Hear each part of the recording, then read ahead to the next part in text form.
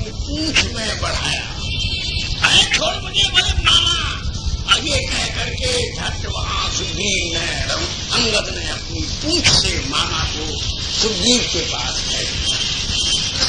सुग्रीव के पास सारा गिरा, क्यों क्या हुआ दादू? अरे अंगद ने अपने पूंछ में अच्छा आगे सब बंदर लोग, मामा गुस्सा मत हो, बिना बहुत बड़ी सफलता के बिना इस प्रकार का उत्सव और उत्सव जन्य उद्दंड का बंधन नहीं कर, इसलिए वो सफल हो गए। उनको जल्दी कहो कि मैं बहुत उत्कंठित हूं समाचार जानने के लिए, और उनको सबको लेकर के तुम आओ, मैं रघुनाथ जी के पास जा। तब महाराज अंगद गए, अंगद के पास गया दधी वो सब बंदरों को लेकर के। अब जामवंत जी बड़े प्रसन्न, और ब्रह्मा जी का अवतार साक्षात बुद्धिमताम वरिष्ठ रघुनाथ जी के पास सब आए। जामवंत जी ने काव्यात्मक पद्धति से श्री हनुमान जी के चरित्र का गान किया। रघुनाथ जी सुनाई कैसे अंगूठी दी, कैसे चूड़ामणि प्राप्त की, कैसे लंका जलाई, सब वर्णन किया। हनुमान जी रघुनाथ जी की चौकी के नीचे छिप गए, तो भीतर कुछ खुदर खुदर हुई, तो लक्ष्मण जी ने नीचे देखा, हनुमान जी तो नीचे बैठे जैसे पुराने जमाने की नई बहू सहसा किसी अपरिचित पुरुष के आने पर लजा जाती, ऐसे ही महापुरुष अपनी प्रतिष्ठा को, कीर्ति को सुनकर के लज्जित हो, क्योंकि उनके कान उत्कंठित होते हैं रघुनाथ गाथा श्रवण करने के लिए। अपनी गाथा श्रवण में समय का और शक्ति का दुरुपयोग। हनुमान जी को लक्ष्मण जी ने निकाला, आओ बाहर आओ मारुति। रघुनाथ जी देख रहे, हनुमान ये सब बंदर कह रहे हैं तुमने लंका जलाई और तुमने बड़ा भारी पराक्रम प्रकट किया, तुमने महासागर को पार किया। बोले किसने? ये सब कह रहे हैं, मैंने तो ये नहीं कहा कि मैंने किया, ऐसा हुआ होगा, और ये मैंने किया है तो मैंने कहा, मतलब कि मैंने करता, तुमने सुनाया, मैंने ये सुनाया मैंने किया, मैंने तो तुम्हें लीला सुनाई रघुनाथ जी की कि जाते समय अंगूठी ने क्या चमत्कार किया और लौटते समय चूड़ामणि का क्या विहार हुआ। ये अंगूठी और चूड़ामणि के परस्पर के विहार को तुम बंदर पर थोप रहे हो, ये मुझे बंदर की सामर्थ्य हो सकती है। तो महाराज रघुनाथ जी गदगद हो, और उन्होंने हनुमान जी को बुला, हनुमान जी को बुलाकर कहा कि मारुति तुम ये लाल लाल कैसे हो गए, यहाँ से तो तुम सफेद चिपके गए थे, लाल लाल जी तुमको पेंट किसने कर दिया? हाँ, तो बोले ब्रह्मनाथ जी वो मैंने आपकी थोड़ी कथा सुनाई तो वो सिंदूर विघटित हो गया श्रीमंत का, उन्होंने मेरे अंग को दे दिया, मैंने उसका आलेप कर लिया। अरे भाई पागल, तुमने ब्याह नहीं किया ना, इसलिए तुमको मालूम नहीं है दुनिया की रस्म। प्रिया जी ने बड़ी चतुरता की, उन्होंने तुम्हारे शरीर को पट्टी बना करके सिंदूर लेप करके कटाक्षों की तूलिका से मेरे लिए कुछ संदेश लिख दिए हैं। There is a message for me. उनके सिंदूरार्जित अंग पट्टी के ऊपर प्रिया का प्रणय संदेश है। मुझे तो कोई अक्षर नहीं दिखते, अरे तुम मैं प्रणाम लिखे लिख दिया किशोरी जी ने। बोले जी लिख दिया है कि बहुत दिनों से मेरी जो संपदा आपके पास में इकट्ठी हो गई है, जिसका ब्याज बहुत चढ़ गया है, उसे आप मेरे पुत्र हनुमान को बिना संकोच अर्पित कर रहे हैं। किशोर जी लिखा है, हनुमान जी तुम्हारे सिंदूर पट्टे के ऊपर स्पष्ट लिखा होगा। अब बताओ मैं अपनी प्रिया की बात को कैसे टाल सकता हूँ। अब तुम आकर के अपनी चीज संभाल लो और मुझे पूर्ण कर दो। हनुमान जी बोले महाराज किशोरी जी की संपत्ति तो बहुत होगी, मैं उसका क्या करूंगा। अब करोगे नहीं करोगे तुम जानो, ये तुम उनसे निपटना, मुझे ऋण से मुक्त करो। मैं उसके संग्रह से बहुत दिनों से बहुत पीड़ित हूँ। एक सर्वभूतस्व एक सर्वस्वभूतस्तु परिश्रमो हनुमतः। हे हनुमान, चिरकाल से मेरे पास में मेरी प्रिया का प्रणयमय आलिंगन पुंज पुंज इकट्ठा हो गया है। जिस भावभंगी से मैं किशोरी का आलिंगन करता था, उस आलिंगन को आज तुम्हें अर्पित कर। महाराज इसके ऊपर तो रामाभिरामी टीकाकार, तिलक टीकाकार, दाक्षिणात्य विद्वानों ने क्या कुछ नहीं लिखा है। बस शास्त्र का मूल हनुमान जी ने हनुमान जी का श्री रघुनाथ गाढ़ालिंगन किया और इनको इस गाढ़ालिंगन में बद्ध रहने दो। इससे बड़ी कोई प्रिया के लिए, प्रिया का प्रिय के लिए, दास का शिष्य के लिए, पिता का पुत्र के लिए, बंधु का बंधु के लिए, मित्र का मित्र के लिए, इससे बड़ा कोई काम नहीं है। हनुमान जी को आस्वादन करने दो। जैसे अब युद्ध की तैयारी, विभीषण की शरणागति, राम का पराजय और अयोध्या जाकर के राज्याभिषेक जैसे होगा, वो संदर्भ संध्या को वर्णन करेंगे।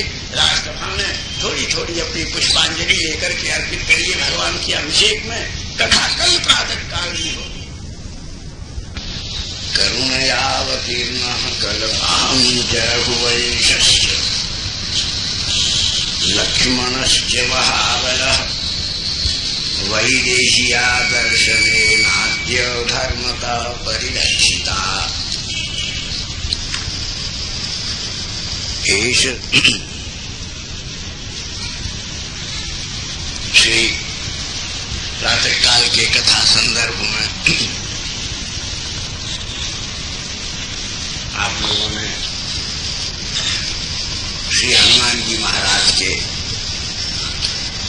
अति सौभाग्य, उनके ऊपर सीताराम जी की पुंज पुंज कृपा वर्षित हुई।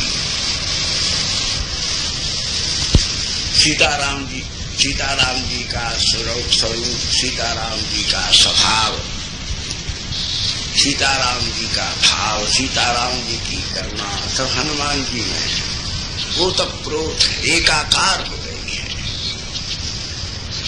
महाराज हनुमान जी महाराज इस पृथ्वी के ऊपर इस कली काल में जीव का मंगल करने वाले प्रत्यक्ष साक्षात परम देवता। एक साधारण दृष्टि से हम एक भाव हमारा अभिव्यक्त होता है कि हनुमान जी महाराज तो इंटरनेशनल गॉड हैं, इंटरनेशनल गॉड हैं। क्यों? हम तो भैया जल से, थल से, गगन से रात दिन घूमते रहे और भारत का कोई हिस्सा नहीं है। आसाम, उड़ीसा, मेघालय और दूसरे दाक्षिणात्य प्रदेश सबरे चीन तक, लंका तक। और कई समय रामनवमी पड़ती है, कई समय जन्माष्टमी आ जाती है बाहर, और ढूंढने पर भी कोई मंदिर नहीं मिलता। सौराष्ट्र के उधर बहुत दूर, उधर आसाम में शिलोंग, गुवाहाटी, डिब्रूगढ़ से भी आगे, उधर सिंगापुर और रंगून के उस बॉर्डर पर कोई नहीं।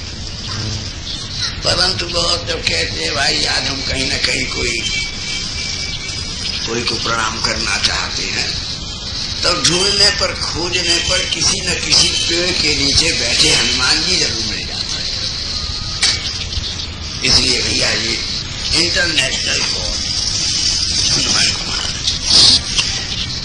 और क्योंकि आज तो देखो जितने में सवली रामायण उतने में लंका कांड,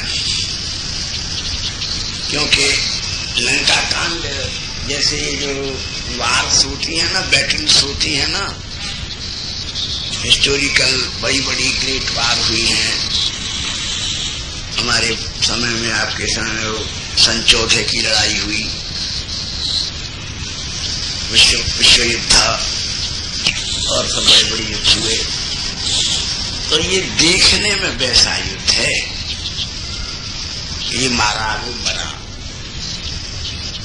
स्टेज पर दिखता है कि ये मरा वो मरा। स्टेज पर ड्रामा होता है, नाटक होता है, तो वहां कोई मरता थोड़ा ही है, उसका दृश्य मात्र। ऐसे ही ये भी युद्ध कांड क्या है, ये भगवान का युत्सव, ये भगवान का रण रंग है। ठाकुर जी दो प्रकार के विहार करते हैं, एक भगवान का निरंसोत्सव, एक युत्सव। तो किशोरी जी के साथ में विहार हुआ, ये हुआ, और यहाँ भी निमित्त हुआ, क्योंकि लड़ाई के तो भैया दो ही कारण हैं। लड़ाई के, दुनिया की लड़ाई के दो ही कारण हैं, या तो जमीन या जोरू। जोरू और जमीन को लेकर के गरम गरम खून बहाया करती, इस रूप के लिए और पैसा के लिए कामनी और कंचन, सुरा और सुंदरी और स्वर्ण, ये युद्ध के कारण है। परंतु यहाँ के युद्ध का कारण तो साक्षात खून खराबा करने में आपने किशोरी जी का स्वभाव सुना। मैं तो खून देख ही नहीं सकती, मैं तो किसी को मरते देख ही नहीं सकती। तो इसलिए ये भगवान का, इसको एक शब्द वैष्णवों को याद रखना चाहिए। ये राम रावण युद्ध आदि जो है, ये क्या है, ये भगवान के युत्सव है, ये भगवान के रण रंग हैं। बन गए आपस में, रावण बन गए, जराऊ बन गया, जराऊ बन गया, भगवान का ये सुंदर लीला मंच है। इसलिए इसको युत्सव के रूप में आस्वादन करना चाहिए। और जो हमारी शिक्षा, ये लड़े तो इसकी शिक्षा क्या है कि उसमें जो अच्छाई दिखाई है इन दोनों ने, उसका हमें चिंतन करना चाहिए और उसका हमें अंतरण करना, सत का परिग्रहण करना चाहिए, असत का परित्याग करना चाहिए। हमारे चिंतन में भगवान की वार्ता है। हमारी चिंता भी तो संसार में तो भैया जिसने जन्म लिया है उसको मरना ही है, अनिवार्य है। और उसमें भगवान ने अपनी ओर से सबको 100 वर्ष की उम्र दी है, कोई पक्षपात नहीं किया। शास्त्र के अनुसार प्रत्येक को 100 वर्ष की आयु है, लेकिन कानून में जैसे अमेंडमेंट होता है, एक धारा जोड़ी जाती है, ऐसे ही उसके साथ अमेंडमेंट है कि पुण्य न वर्धते और पापे क्षीयते। अच्छे काम करोगे तो 100 के 1 से 10 भी हो सकते हैं, और असत काम करोगे तो भैया कल भी नहीं हो सकता। प्रत्येक अच्छा और बुरा काम क्या है, वह काम मत करो। देखो बड़ी डेफिनेशन, अद्भुत डेफिनेशन, कि वह काम मत करो जो तुमको और तुम्हारे जन को चिंता में रखे। वह काम करो जो तुमको और तुम्हारे जन को चिंतन में डुबो दे। इससे शॉर्टेस्ट और सरलतम कोई दूसरी धर्म की परिभाषा नहीं हो सकती। हमारी अपनी योग्यता, हमारी अपनी बात, वो काम मत करो। तुम हमारे चिंतन का विषय बनो। बेटी है, भैया है, चिंतन में तुम्हें दम हो, तुम्हारा रूप, तुम्हारा गुण, तुम्हारा यौवन, तुम्हारा मनुष्य जीवन, तुम्हारा खानदान, तुम्हारी आदत, तुम्हारी परंपरा धन्य हो जाएगी यदि कलाकार के चिंतन में चली गई। वो भी बेचारा मरेगा और तुम भी नहीं रहोगी अगर तुम चिंता का विषय बन गए। चिंता से चिता जलेगी। चिंता को जलाए बिना नहीं रहे, क्योंकि दोनों के लिए संस्कृत में एक ही शब्द है, एक बड़ा सुंदर शब्द है कि इतने बड़े बड़े हमारे सेठ हैं और तो हमारे ये प्रियजन हैं, ऐसी व्यवस्था होनी चाहिए बड़े लोगों का। सबसे बड़ा दान है कि जहां किसी, वैसे तो चाहे जितने दोस्त बनाओ, लेकिन पुरानी दोस्ती तो एक राजा और एक ऋषि की है, एक धनी की और एक महात्मा। तब ऐसे महात्मा हैं हम तो भैया अपने वृंदावन, हम तो यहाँ आपसे सत्य कहते हैं, किसी बहाने से भी मदन लाल जी को, सुभाष को देखने, इनको अपनी सेवा करने के लिए आते हैं। हमारा तो व्रत श्री धाम वृंदावन में भजन करने का है और हम तो अपनी कथा की एक भेंट मांगते हैं। अभी भी मांग लेते हैं, फिर भी मांग लेंगे, बेशर्माई से मांग लेते हैं हाथ फैला करके कि भैया जो रुपया पैसा कपड़ा दोगे वो तो हम कोई और को दे देंगे, हमारे काम का नहीं है। दोगे तो बड़ी प्रसन्नता से अच्छे काम में लगा देंगे, नहीं दोगे तो कोई शिकायत नहीं है, कोई जरूरत नहीं है। लेकिन हमको देना हो तो मन से एक आशीर्वाद देना कि जब तक रहे हरि कथा चलती रहे। इससे ज्यादा हमको अपनी जिंदगी के लिए अब किसी चीज की बिल्कुल ईमानदारी से जरूरत नहीं है। दोगे तो हम तो अपने लिए ये मांग लेते हैं। तो ये जो ये हाँ तो हम कह रहे थे ऐसे धनी है, इतनी बड़ी कोठी है, यहाँ से वहां तक महाराज, ऐसे विद्वान की चुपचाप व्यवस्था होनी चाहिए जो सब लोगों को थोड़ा अपनी मातृभाषा का और संस्कृत का ज्ञान कर सके। लोग गीता ठीक पढ़ सके, विष्णु सहस्रनाम का पाठ कर सके। बेटियां कॉलेज में जाती हैं, कॉन्वेंट में जाती हैं, मैम होकर निकल रही हैं सभी। उनकी नंस जो है जाने क्या क्या सिखा रही हैं, दिन भर किट किट किट किट करती हैं। इनको यदि थोड़ी सी संस्कृत की, हिंदी की शिक्षा दी जाए, अपने ग्रंथों को सुने तो समझ सकें, अपने दर्शन के पारिभाषिक शब्दों का ज्ञान प्राप्त कर सकें। अरे इस देश को जिंदा रखने के लिए अपने बच्चों को थोड़ा सा संस्कार दे सके। इसके लिए हर आदमी को, महाराज आजकल जगह जगह क्लासेस चल रही हैं। तो हमारे बड़े मित्र हैं, हमने और उन्होंने एक साथ ही काम शुरू किया था। हम उम्र भी हैं, चिन्मयानंद जी, स्वामी चिन्मयानंद हमारे मित्र हैं और हमने उन्हें एक साथ किया। क्या अंतर इतना हो गया, जब उन्होंने एक सब्जेक्ट छोटा सा गीता ही चुना और वो अंग्रेजी में ही अपने डिस्कोर्स करते हैं। तो मॉडर्न लोग, people of recent test, they mostly muster in the attend his lectures. बड़ा सुंदर होता है, बिलायतों में चले गए। हमारा अपना ये भागवत रामायण गीता अपना दूसरी तरह का काम है।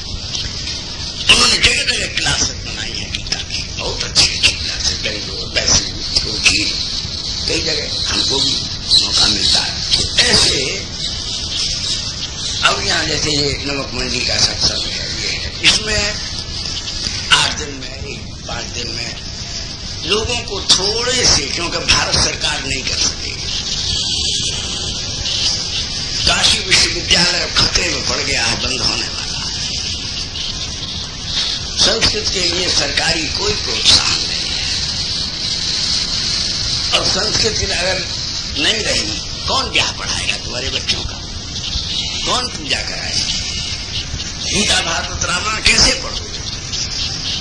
हम तो हमारी कथा में आप देते हो, हम अपने आश्रम में अब तो उतना नहीं कर पाते, लेकिन किसी समय में हमने कुछ वर्ष इतना व्रत रखा कि हम सरस्वती की साधना में संस्कृत के विद्यार्थियों की सेवा में उत्साह है। दान कभी हमने किसी से नहीं लिया, डोनेशन नहीं लिया, डिमांड भी नहीं की, अपने ही कथा का जो आया उसका जो हिस्सा संभव हुआ अर्पण किया। हमारे पास से बहुत विद्यार्थी संस्कृत पढ़ करके और पीएचडी करके, आचार्य करके, शास्त्री करके, ये हमारे बच्चे बैठे हैं, ये सब आचार्य हैं, शास्त्री हैं, सब पढ़ते हैं। तो इसलिए आज प्रत्येक अमीर का जिसकी इसमें रुचि है, नहीं तो ये राष्ट्र का कलंक जवाबदेही आपके पास से आएगा कि तुम्हारे जैसे उदार शरीर के रहते हुए संस्कृत मर गई, हिंदी मर गई। बस इतने से शब्द ही हम विनम्रता से अपने दुख के उद्गार के रूप में आपके सामने भाषा ही नहीं होगी। ये देश का वैसे ही दुर्भाग्य हुआ कि इतने दिन स्वतंत्रता को हो गए, अभी भी राष्ट्रभाषा विवादास्पद है, अभी भी उसके विषय में मारामारी होती है, सब जागरण होते हैं, आक्षेप विक्षेप होते हैं, हर तो ये सब बड़ा इस देश का एक दुर्भाग्य है। जो भी थोड़ा पढ़ा लिखा है उसको, जो पढ़ी लिखी बेटियां हैं उनको, अपने छोटे छोटे बच्चों को, अपने गांव की स्त्रियों को, अपने परिवार की, मोहल्ला की सबको थोड़ी थोड़ी संस्कृत का, हिंदी का ज्ञान कराना चाहिए, जिससे वो गीता पढ़ सके, जिससे विष्णु सहस्त्रनाम पढ़ सके, समय पढ़ने पर भागवत पढ़ सके, रामायण पढ़ सके, जिससे कि उनको यह मालूम पड़े कि उनका देश क्या है, उनका राष्ट्र क्या है, उनकी नैतिकता, what is their morality and humanity, उनकी अपनी हॉस्पिटैलिटी, उनकी अपनी ऑनेस्टी क्या है। इसलिए ये सब हे मारुत्रवित्राज्य पंडितश्चापि राघवत् त्वजेवां प्राकृतां बुद्धिं कृतामेव अर्थं। अद्भुत बात कहा, तुम तो सारे जगत के स्वामी होने के योग्य हो हनुमान। तुम में तो सब बड़े बड़े महापुरुषों के, और आगे चल करके उत्तरकांड में कहेंगे रघुनाथ जी, महर्षियों की सभा में ये बड़े बड़े वीर पुरुष, रावण, कुंभकर्ण और बड़े ये वो सब हैं, लेकिन मेरा अनुभव है कि मनुष्यता, विनम्रता, समर्पण और पराक्रम में हनुमान जी सारे त्रिभुवन में सबसे अधिक। और हनुमान जी से कह रहे हैं मारुति, तुम थे बड़ा, तुम समस्त सद्गुणों के आधार, और तुम एक सेवक नहीं हो, लेकिन फिर भी तुमने एक सेवक के धर्म, एक सेवक की जो एक गरिमा अपनी सेवा के द्वारा ऐसी बढ़ा दी है कि तुम्हारा संपूर्ण सेवकत्व स्वामित्व की महिमा से मंडित होकर के पीढ़ियों के लिए प्रेरणा प्रदायी एक महान व्यक्तित्व का साक्षात्कार है। और तुम मेरे सेवक हो, ये तो लोग कहेंगे, तुम कहेंगे, तुम विनम्र हो, लेकिन मैं तो एक ही बात कहूंगा, मेरा और सीता का, मेरी आत्मा का परम दिव्य चैतन्य हनुमान, हे पुत्र, तुम हमारे परम पुत्र थे, विद्यमान। हमारी चर्चा अधूरी रहेगी यदि तुम्हारी चर्चा, हमको किसी की प्रणाम स्वीकार नहीं होगी अगर तुमको प्रणाम नहीं किया जाए। इसलिए तुमने जो चमत्कार किया है वो तुम्हारे अनुरूप। और हनुमान जी के चले आने के बाद हनुमान जी गंभीर हो गए कि महाराज, एक राजनैतिक पुरुष को साम दाम दंड भेद सब चारों प्रकार के कोष्ठों का पांडित्य होना चाहिए, कार्य होना चाहिए। आपकी कृपा से मैंने राजनीति का चौथा भाग भी पूर्ण कर दिया है। कैसे? तो अभी आपको मालूम पड़ जाएगा। देखो, और ये बड़ी खाली बात है। उधर हनुमान जी के आने के बाद सारी लंका चिंता में पड़ गई। सबका मनोबल टूट गया। रावण के सामने उसके घर में घुस करके एक बंदर सबका मान मिट्टी हो गया।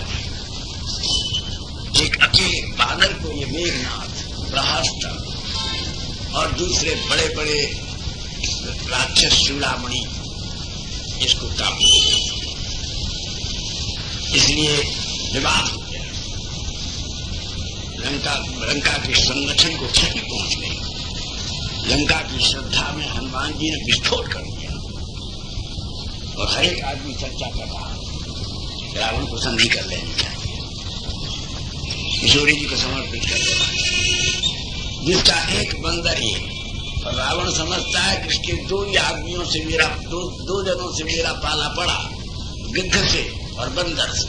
तो जिनके गिद्ध और बंदर ऐसे वे दोनों मानव जब हमसे युद्ध करने के लिए आएंगे तो लंका की युद्ध से ही लंका का मनोबल क्षतिग्रस्त हो जाएगा। और इन सब भावनाओं का जो अंतर प्रवाह था उसका प्रतिनिधित्व किया रावण के छोटे भाई विभीषण ने ब्रह्मा जी से भक्ति का ही वरदान मांगा था। वे संत की तरह से लंका में दांतों के बीच में जैसे जीव रहती है, न जीव चूक जाए तो पुत्र दांत से भीषण लंका में रहे। और विभीषण ने राक्षसेंद्र को समझाया और समझा करके कहा कि भाई नहीं तो तुमको लंका के लोगों से इतनी अरुचि क्यों हो रही है, तुम उनके दुश्मन क्यों हो रहे हो? रूपा शक्ति की बेटी पर अपने पुत्र पौत्रों का निर्णय बलिदान क्यों करते? क्या लंका के राजकुमार अब तुम्हें अच्छे नहीं लग रहे? क्या उनके कटे हुए मोर मुकुट कुंडलों से शोभित उनके कटे हुए माथों को गेंद की तरह से लंका की सड़कों पर लुढ़कते देखना चाहते हो? क्या तुम हजारों इन सुंदर विधिमुखी बधुओं के माथे के सिंदूर को उन्हीं के पति और पुत्रों के रक्त से धो देना चाहते हो? समझ भैया, मैं तुमसे प्रार्थना करता हूं कि ये युद्ध तो हम लोगों का धर्म है, लेकिन युद्ध का, तुम्हारे युद्ध का उद्देश्य अच्छा नहीं है। शूरवीरों का युद्ध में मरने से बड़ा सौभाग्य कोई नहीं हो सकता, लेकिन सारा आने वाला इतिहास और परंपराएं तुम्हारी निंदा करें। एक स्त्री के लिए तुमने राष्ट्र का बलिदान कर दिया, तुमने परिवार को क्षतिग्रस्त किया, तुमने जीवन के सारे मूल्यों को कमा दिया। जीवन में बहुत चीजों की जरूरत है भैया। उन जरूरतों में कुछ ऐसी भी जरूरत है किसी की व्यवस्था की हो सकती है, लेकिन जरूरत का इतना एनलार्जमेंट मत करो कि तुम उसके आगे बौना हो जाओ। जरूरत को अपने सात्विक पराक्रम से पूर्ण करो, और यदि उसके लिए आशीर्वाद ग्रहण करने की नौबत आए तो उस जरूरत का ही त्याग कर दो। यही सबसे बड़ा संन्यास है। जरूरत के आगे इतना, जरूरत के लिए मासूमों का खून बहाओ, दूसरों की इज्जत, दूसरों की प्रतिष्ठा, अपनी निष्ठा, इसको गमाओ, इसका औचित्य शास्त्र कभी नहीं। इसलिए भैया मैं हाथ जोड़ के कहता हूं कि तुमको इस उद्देश्य के से जो युद्ध छिड़ा है या छिड़ने वाला है एक अच्छा नहीं। तुम सीता जी को इज्जत के साथ में रघुनाथ जी को समर्पित करो, वो महासाध्वी है और रघुनाथ जी से तुम्हारी इच्छा हो तो मैत्री करना। तुम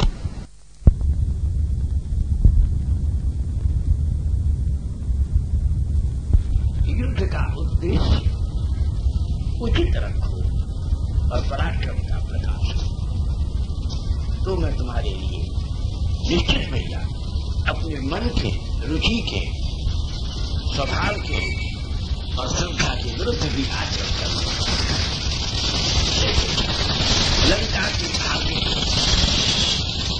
स्त्री विषय आसक्ति के इस कलंक के कलुषित अक्षरों से अंकित हुआ।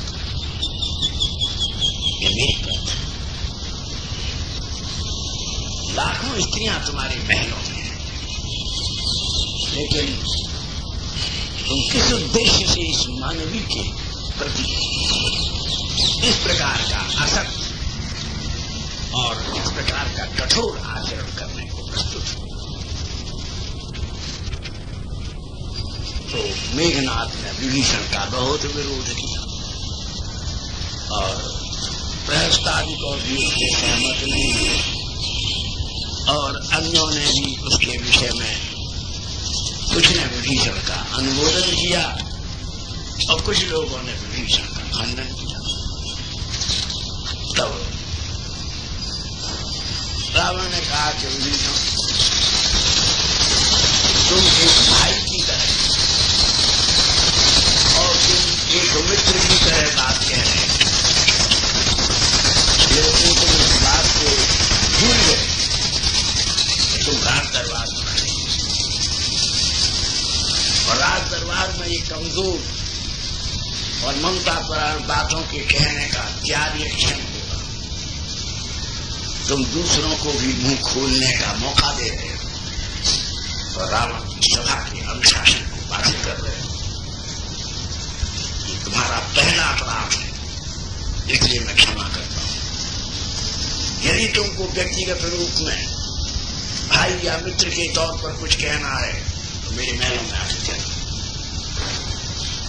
तुमको राज दरबार में इस प्रकार के औचित्य का, इस प्रकार की औचित्य की यदि तुमने आवृत्ति की तो मैं भयंकर दंडित करूंगा। भीषण चुप हो गया और उधर श्री हनुमान जी ने कहा कि राघवेंद्र आपको अब कुछ क्षण भी अनावश्यक व्यतीत नहीं करनी चाहिए। श्री किशोरी जी आपके विरह में बहुत दुखित है और अब मेरे आने के बाद तो उनकी पीड़ा और भी बढ़ गई है, क्योंकि पीड़ा बहुत हो रही है। प्रेम की इस पीड़ा का अंदाज नहीं लगाया जा सकता, लेकिन जैसे आग में घी बढ़ जाता है तो आग और भी भड़क उठती है, ऐसे ही जब प्यार की पीड़ा में मिलने की आशा का घी पड़ जाता है तब उसे सहन करने की स्थिति। जब मेरे जाने से किशोरी जी को आपके मिलन की आशा हो गई है, अब वो उसको सहन नहीं कर पाए। आप अभी किष्किंधा से, ऋषिमुख पर्वत से, ये महाराष्ट्र में है भैया, पंचवटी, तो महाराज से आगे चलकर बोला वहां पे अब आप समुद्र के किनारे चलिए, जो आगे की सामरिक योजनाएं सांगोपांग तैयार की जा सके। और वानर सेना का उत्साह बहुत बढ़ा हुआ है, कहीं रावण की लंका की तरह से कोई घटना इनके उत्साह में कमी न लाने, इसलिए यौद्धिक रीति के अनुसार सैनिकों के बढ़े हुए उत्साह की बेला में ही शत्रु का मुकाबला करना चाहिए। इसलिए आप चलिए। और तब श्री रघुनाथ जी की आज्ञा से सारी वानर सेनाओं ने महाराज सुग्रीव के नेतृत्व में समुद्र के किनारे बहुत दूर भैया मद्रास से भी, अब तो देखो ये तो हमारे सामने की बात है, आप लोगों ने तो अखबार में पढ़ी होगी, बहुत बार हुआ है।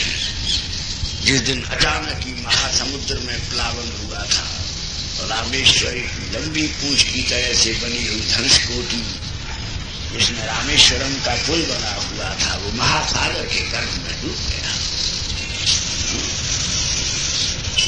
पहले तो अभी भी इधर रामेश्वरम के पास में थोड़ी दूर तक एक पुल के बनने का निशान है, लेकिन जब धनुषकोटि थी तो वो आश्चर्यमयी एक पत्थर की नीची बनी हुई थी, लेकिन उस पर रेल की पटरी भी बनाई गई थी और पैसेंजर से भरी हुई ट्रेन जा रही थी। इसी समय समुद्र में प्लावन आया, ज्वार आया और रेल पैसेंजर से भरी हुई रेल और यात्रियों से भरे हुए प्लेटफॉर्म के साथ ही धनुषकोटि महासमुद्र पर डूब गई।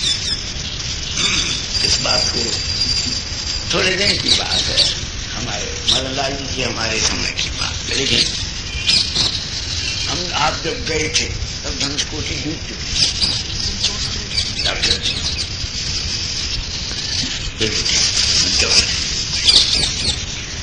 तो हम जब पहले गए थे तब हमने वो धनुषकोटि का दर्शन किया था रामेश्वरम।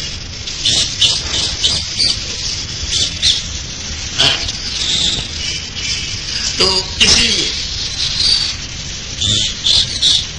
ये बड़ा पवित्र तीर्थ वहां फिर रामेश्वरम है। इधर तो रघुनाथ जी का असली पड़ाव वहीं पर धनुषकोटि रामेश्वरम के बाद है। अब विराट वानर सेनाओं के शिविर बने हुए हैं। तो उस समय सुग्रीव ने प्रस्ताव किया कि अब हमको सामरिक समिति का संगठन कर लेना चाहिए और सर्वसम्मति से निश्चित हुआ कि इस समय मैं सुग्रीव किष्किंधा का संपूर्ण शासनाधिकार रघुनाथ जी को समर्पित करता हूं और मैं अपने को एक सेवक के रूप में समर्पित करता हूं और प्रस्ताव करता हूं कि अब इस युद्ध काल के इस महान रीछ और बानरों की विराट जम्मू के प्रधान सेनापति श्री रघुनाथ जी होंगे और हम सब उनके आदेश और निर्देश से सामरिक रीति नीति मोर्चे और व्यूहों की रचना करेंगे। इस प्रकार से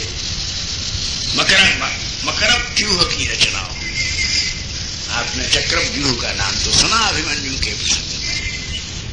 समुद्र के सामने द्वीप में जामवंत जी बड़े निपुण थे, इसलिए उन्होंने मकरव व्यूह की रचना की जो लंका की तरफ सेना का मुख मगर के समान था, दूर तक पूर्व तक चली गई थी। बीच में एक शिप, बीच में कैंप था जिसके 4 दरवाजे थे। राम लक्ष्मण उसमें विराजे। मुख्य सेना के द्वारों पर सुग्रीव का और अंगद का पहरा था।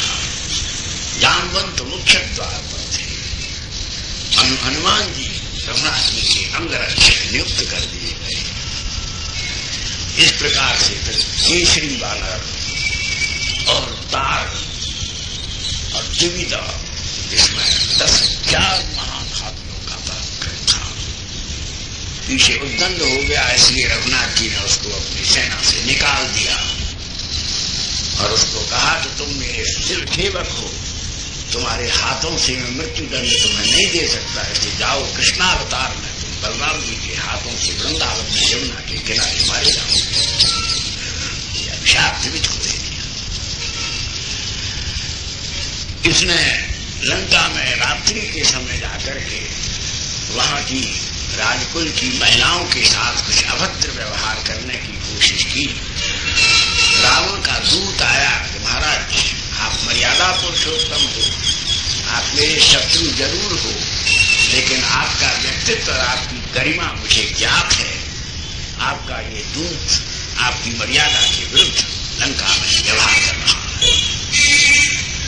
उसी से रघुनाथ जी ने द्विविद को निकाल दिया और बलराम जी के द्वारा श्री यमुना में औद्धत्य परिणाम से इसका हल और मूसक से वध किया गया। तो इधर सेनाएं आकर के विचार कर रही हैं और युद्ध की योजनाएं बन रही हैं। रावण के भेजे हुए दोनों शुक और सारण दूत रघुनाथ जी की छावनियों में दौत्य कृत्य करके उसके रहस्यों को जानने का उपक्रम कर रहे हैं। उधर लंका में विभीषण महलों में गया और महारानी मंदोदरी से प्रार्थना की कि भाभी, मैंने सभा में समझाने की कोशिश की, आज से बढ़कर के लंकेश्वर की हितैषणी कौन हो सकती है।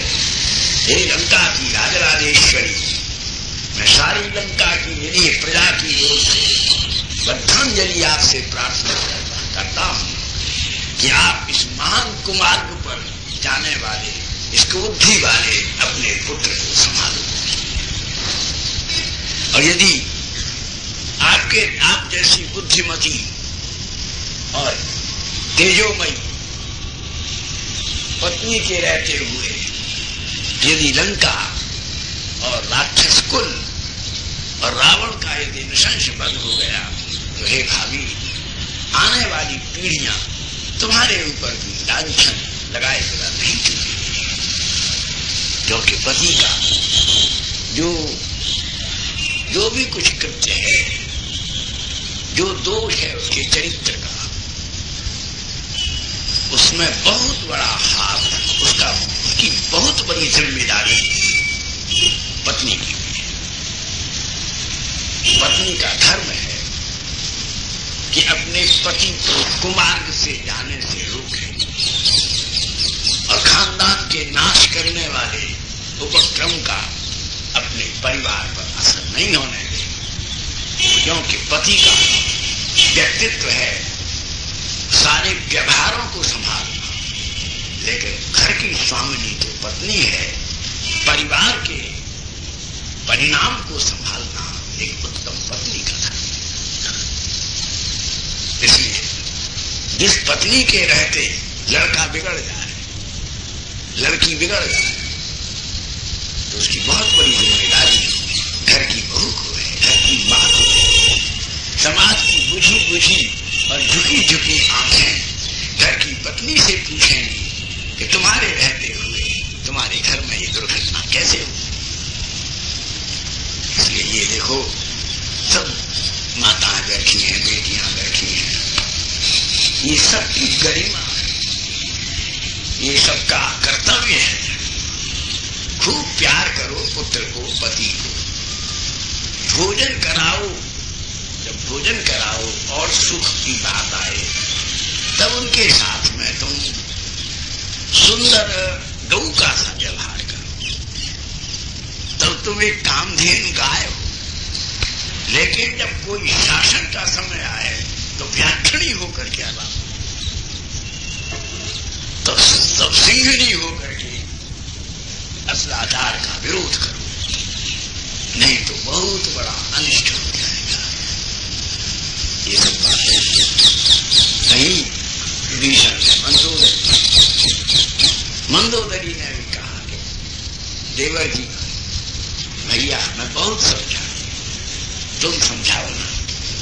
तभी रावण आ गया और रावण के सामने फिर विभीषण ने कहा, तो रावण ने जोर से अट्टहास करके विभीषण से कहा कि देखो, ये चार बातें बड़ी स्वाभाविक है।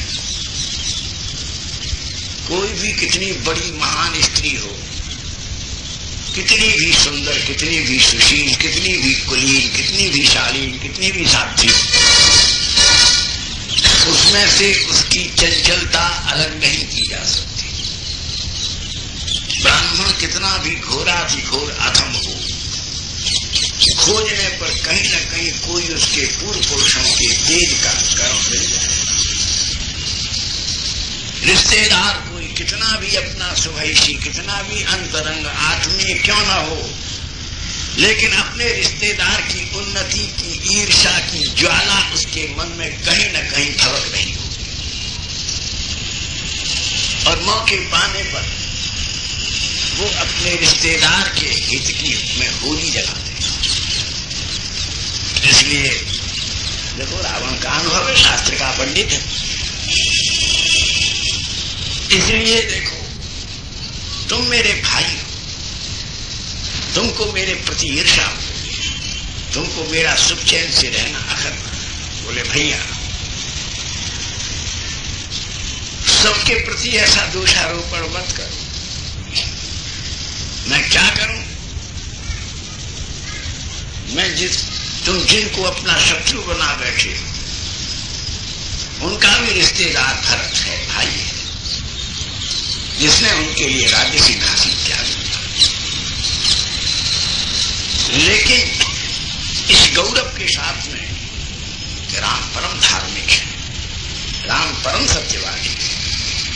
मैं भी आपके लिए अपने प्राण अभी दे सकता हूं, आप युद्ध करो, मैं सबसे आगे लड़ूंगा, लेकिन मेरा माथा झुक जाएगा कि तुम अधर्म करने वाले भैया का शब्द दे रहे हो। परस्त्रीगामी, दुराचारी, इस उद्देश्य के भैया हम लोगों के इस कलंक को मिटा दो, सदुद्देश्य में खड़े हो जाओ। हम तृण के समान आपके हित में अपना प्राण परित्याग कर दें।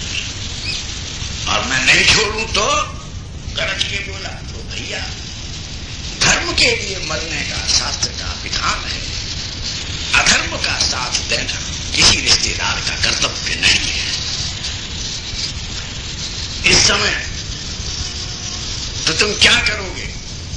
बोले यह मैं निर्णय करूंगा कि अयोध्या की आने वाले ऐसी लंका की भावी प्रजा, लंका के भावी युवक, लंका की भावी संतान, राक्षस कुल के गौरवशाली आगे आने वाले पुरुष तुम्हारी इस कलंक रेखा को पढ़ करके सदा सदा के लिए नतानन और कलंकित न हो जाएं। मैं आने वाली पीढ़ी को तुम्हारे आरोपित कलंक से बचाने के लिए प्राणोत्सर्ग करूंगा, चाहे मुझे तुम्हारा विरोध करना पड़े तो चाहे मुझे लंका का त्याग करना पड़े। मैं तुमको बहुत प्यार करता हूं भैया, परंतु मैं लंका की प्रजा, लंका के युवक, लंका की युवतियां, लंका के वृद्ध, लंका की वृद्धाएं, लंका की आने वाली पीढ़ियों का मैं विरोध तो नहीं कर सकता। केवल लंका के सब महापुरुषों के, बड़े बड़े श्रेष्ठ पुरुषों के सब बातें डूब जाएंगी, एक ही कलंक की बात उभर करके इतिहास में आ जाएगी। एक लंका में स्त्री चोर रहता था, जिसने परस्त्री का इस प्रकार से, वो भी शाब्दिक निर्दोष और वो भी संभ्रांत। और भैया मैं नहीं कहता, तुम भाभी से पूछो कि सीता कौन है। बोले बस इसके आगे कुछ नहीं बोलना, तू समझता है, तेरी भाभी समझती है, मैं भी समझता हूं कि राक्षस कुल का हित किसमें है। और मैं तुमसे साफ कह देता हूं कि तुम राक्षस कुल के हित की चिंता मत करो, तुम अपने हित की चिंता करो, निकल जाओ यहां से। मैं तुमको आज्ञा देता हूं, तुम लंका से मैं तुमको निर्वासित करता हूं। वे अपने पिता की आज्ञा से धर्म के लिए निर्वासित हो गए, तुम अपने धर्म के लिए, मैं तुम्हें निर्वासित कर रहा हूं, निकल जाए। भैया आप सोच लीजिए, मैं आपके अनुगत्य में हूं, मैं आपके अनुसार आचरण करने वाला, मैं आपका हितैषी हूं, मैं आपका छोटा भाई हूं, मैं आपके पुत्रवत हूं। आपके सभा के सब मंत्रीगण चापलूस हैं, जो आपसे सही बात नहीं कहते। मैं इसलिए आपका शत्रु हो रहा हूं कि मैं आपके पीछे नहीं, आपके मुंह पर आपके हित की बात कर रहा हूं। आप मुझे शत्रु कह रहे। विभीषण, मैं ज्यादा बात सुनने का आदी नहीं हूं। एक खटरा करके लात मारी, खींच करके रावण ने छाती, निकल जाओ, मैं तुम्हें लंका से निर्वासित करता हूं। रावण विभीषण प्रसन्न हो गए। उन्होंने वही रावण के दोनों चरण पकड़ लिए। बोले, तुम मुझे जो आज्ञा दे रहे हो भैया, हनुमान ने मुझे उपदेश किया था, लेकिन तुमको छोड़कर जाना, ये जान करके कि राम की शरणागति जीव मात्र का परम उद्देश्य है, फिर भी मैं नहीं जा रहा था। मेरे जाने का कोई इरादा नहीं था। तुमने ही पादप प्रहार करके मुझे जाने के लिए विवश करके ये सौभाग्य दिया है, तो भैया ये तो बात सत्य हो गई कि राम की शरणागति कोई अपने बल से नहीं कर सकता। राम के शरणागत होने के लिए तो किसी महापुरुष के चरण की रज माथे पर धारण करनी पड़ती है, और यदि सीता हरण कलंक की निवृत्ति कर जाए तो तुम किसी से कम महापुरुष थोड़े ही हो। इसलिए मैं आपके चरण को ही अपने ललाट पर धारण करके, भैया मैं आपसे फिर पूछ रहा हूं, तो फिर एक बार विचार लो। मैं अपनी इच्छा से पलायन करके, धोखा दे करके लंका से नहीं जा रहा। शरणागति के परिकल्प को वेद वेद्य सिद्धांत ब्रह्मादि के वरदान से जो मणिकांचन संयोग मुझे प्राप्त हुआ है, लेकिन फिर भी मैं आपके आज्ञा के बिना नहीं जा सकता। तुम बात मत करो विभीषण, राजाज्ञा का पालन करो। इसी क्षण तुम यहीं से लंका का परित्याग करके चले जाओ, निकल जाओ। मैं तुमको आदेश देता हूं। विभीषण जो है वो अपने 4 वीर सेनापतियों के साथ, विभीषण की शरणागति आध्यात्मिक कथाओं का बड़ा गंभीर संबंध है, और ये महीना महीना 40-40 दिन तक इस कथा के रसास्वादन को भक्त लोग करते हैं, क्योंकि शरणागति के संदर्भ का उज्जवल संदर्भ है, और हमको इस संदर्भ के पीछे बड़ा गौरव है और निष्ठा है कि आपके पास में ही बटाला जिला गुरदासपुर बटाले में हमारे पिताश्री की श्री विभीषण शरणागति पर कथा हो रही थी। एक दिन वो अस्वस्थ हो गए। हम पढ़ते थे लाहौर में, हमसे कहा जरा आप बोल दो। हमने कहा हमने तो पढ़ी नहीं रामायण। बड़े फैशनेबल कॉलेज में पढ़ते थे, सूट बूट तो नहीं पहनते थे, लेकिन चूड़ीदार पजामा और काली अस्कर्ट पहनते थे, मद्रासी दुपट्टा लगा कर।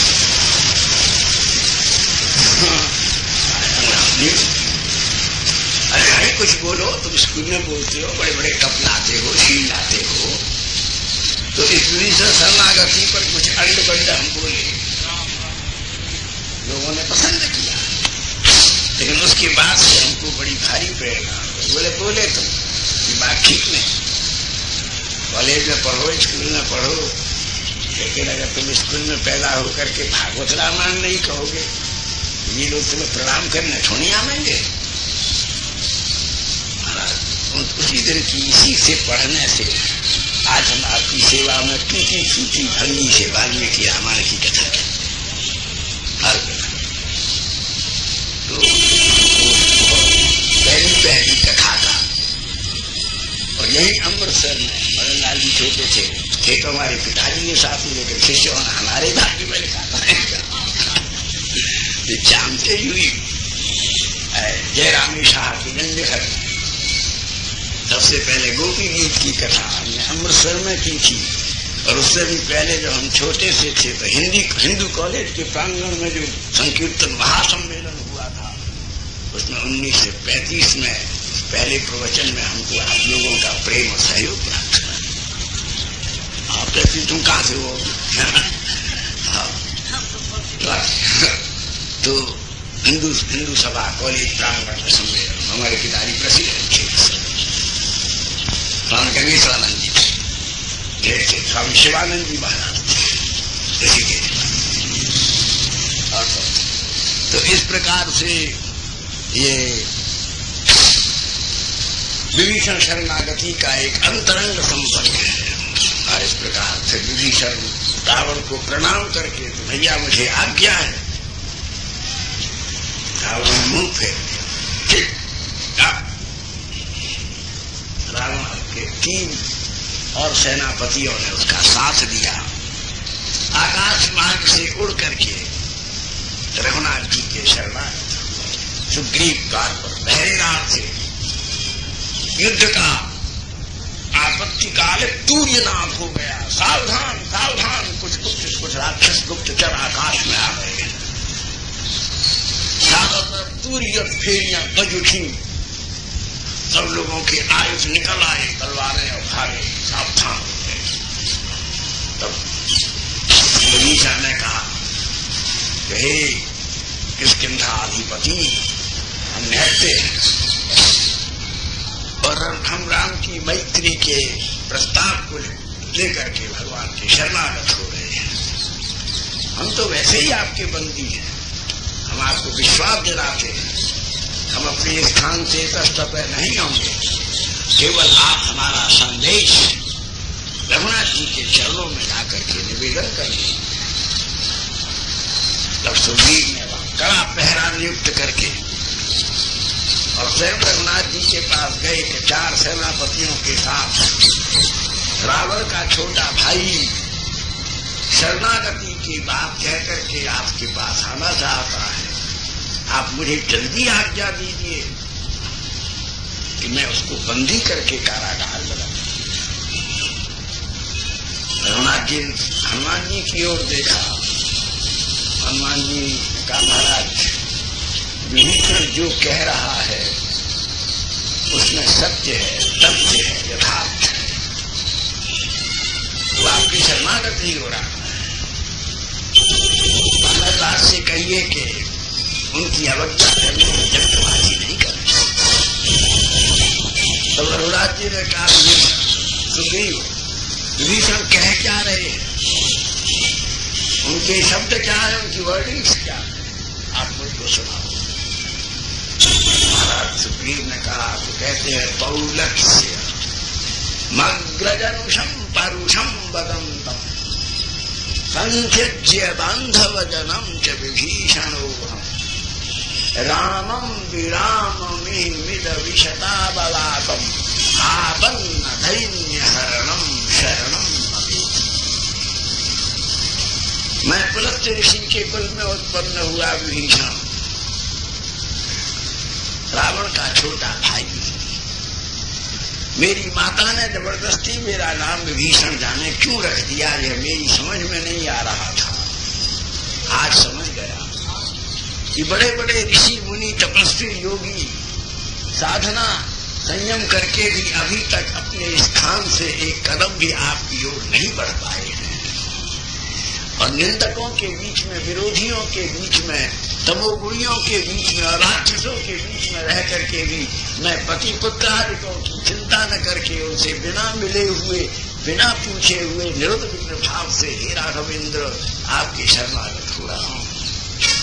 और शरणागति के समय मेरे मन में अखंड विश्वास मेरे गुरुदेव श्री हनुमान जी ने मुझको प्रदान किया है कि जिसके लिए संसार की करुणा के सर्वद्वार बंद हो जाते हैं, उसी दीनहीन अकिंचन के लिए रघुनाथ के चरणों के करुणा का सिंह द्वार खुला है। ये शब्द विभीषण ने कहे। रघुनाथ जी गदगद हो गए, बोले सुग्रीव, विभीषण ने ये कहा कि मैं शरणागत हूं, तुम विभीषण को किस अधिकार से गिरफ्तार करना चाहोगे? विभीषण इन शब्दों के द्वारा जिस राज्य विशेष में प्रवेश कर चुका है उस पर तो तुम्हारा शासन नहीं है, उस पर तो हमारा कानून लागू नहीं होता, वहां तो वेद की विचारों के सिद्धांतों का प्रवेश नहीं है, क्योंकि शरणागत जो है वो राम राज्य में नहीं रहता, शरणागत तो किशोरी राज्य का नागरिक है। अगर तुम आज मैं शरणागत को त्याग दूं तो कल तुम क्या करोगे जब किशोरी जी मुझ निधि को त्याग दें। मुझे तो उनकी कृपा और उनके से जो अभिलाषा आशा पूर्ति प्राप्त होती है उसका एकमात्र कारण है कि मैं उनके परितोष के लिए शरणागतों को आश्रय देता हूं। और दूसरी बात एक और, सुग्रीव इस विभीषण ने बड़ा अनुचित काम भी किया है, डाकी कि ये शरणागत का ये कायदा है कि जो जिस विपत्ति में हो, जो जहां हो, जैसी अवस्था में हो, वहीं से पुकारे कि त्राहिमाम में शरणागत हूं। और मेरा धर्म है कि मैं वैकुंठ छोड़ करके नंगे पैर उसके पीछे भागूं और शरणागत को स्वीकार करूं। लेकिन विभीषण तो यहाँ कितने कदम उठा करके वहां से यहां तक आया, मैं तो इस चिंता में पड़ गया हूं कि विभीषण के एक एक उठाए हुए कदम की कीमत मैं किस प्रकार से चुका सकूं।